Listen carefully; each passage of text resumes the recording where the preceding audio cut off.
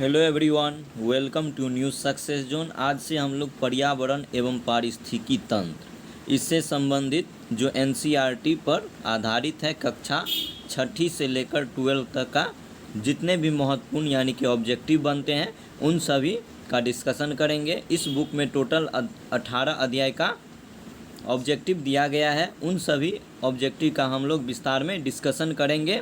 तो जो भी स्टूडेंट बिहार सीजीएल, बिहार दरोगा और बीपीएससी की परीक्षा से जुड़े हुए हैं वे सभी हमारे चैनल को सब्सक्राइब कर दें ताकि पर्यावरण से रिलेटेड जो भी प्रॉब्लम हो और आप लोग उससे रिलेटेड ऑब्जेक्टिव जानना चाहते हैं तो आप लोग के पास आसानी से नोटिफिकेशन के माध्यम से पहुंच सके। तो आइए शुरू करते हैं। पहला अध्याय है पर्यावरण एवं उसके घटक। इसके महत्वपूर्ण प्रश्नों का हम लोग डिस्कशन करेंगे। तो पहला सवाल है कि पर्यावरण से क्या अभिप्राय, यानी कि पर्यावरण किसे कहते हैं, पर्यावरण के अंदर क्या क्या आएगा।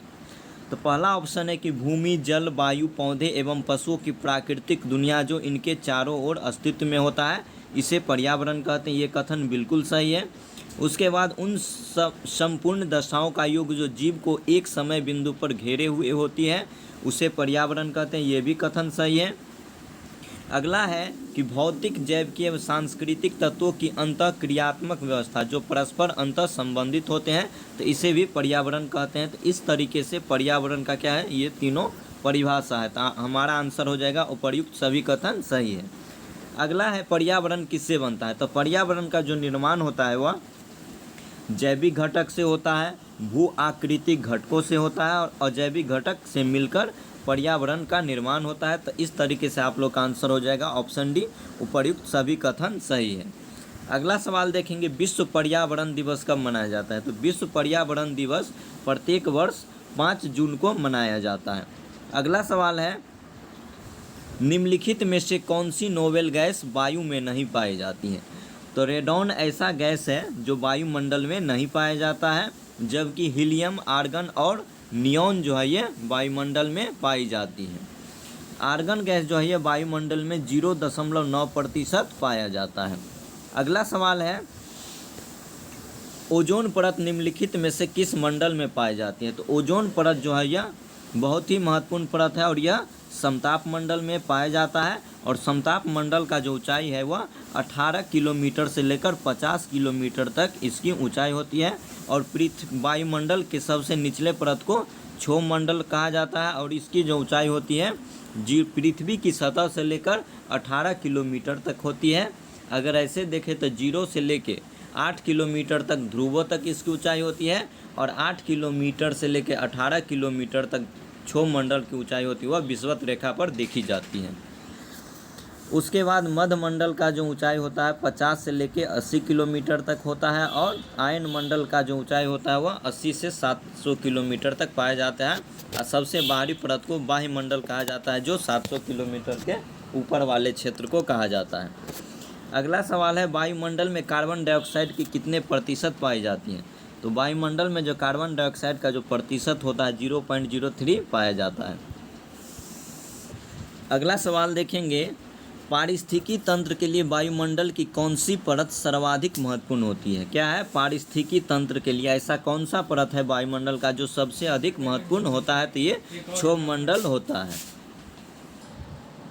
अगला सवाल है कि निम्नलिखित में से कौन सा तत्व भूपर्पटी यानी कि अर्थ क्रस्ट में सर्वाधिक मात्रा में पाया जाता है। तो अर्थ क्रस्ट में सर्वाधिक मात्रा में जो पाया जाएगा वो हो जाएगा हमारा ऑक्सीजन। ऑक्सीजन जो पाया जाता है भूपर्पटी में सर्वाधिक मात्रा में पाया जाता है। उसके बाद अगला सवाल है, पर्यावरणीय नियतिवाद या निश्चयवाद के प्रतिपादक कौन थे।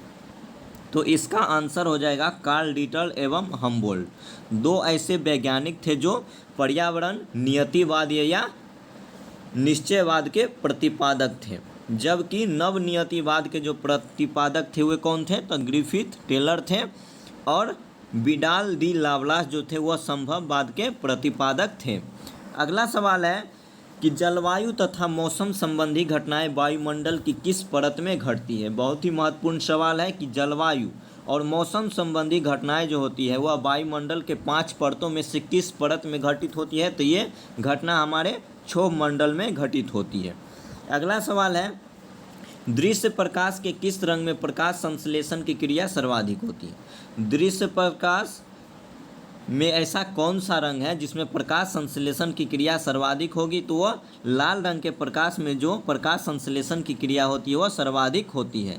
अगला सवाल है कि पर्यावरण एक अविभाज्य समष्टि है। क्या है दोस्तों? पर्यावरण एक अविभाज्य समष्टि है जिसकी रचना होती है। तो पर्यावरण का जो रचना होता है यह भौतिक, जैविक एवं सांस्कृतिक तत्वों वाले पारस्परिक क्रियाशील तंत्रों से होती है। अगला सवाल है कि बीजों के अंकुरण में किस रंग का प्रकाश सबसे अधिक प्रभावित होता है? बीजों के अंकुरण में किस रंग का प्रकाश जो होता है सबसे अधिक प्रभावशाली होता है? तो ये होता है लाल रंग का प्रकाश जो होता है बीजों को अंकुरित करने में काफ़ी मदद करता है।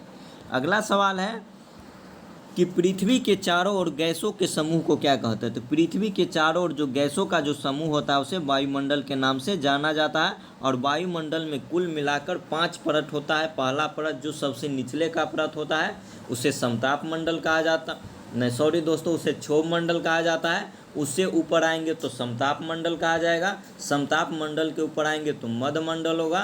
मध्य मंडल के ऊपर आएंगे तो आयन मंडल हो जाएगा। और सबसे ऊपरी परत यानी कि 5वीं परत होता है उसको वायुमंडल के नाम से जाना जाता है।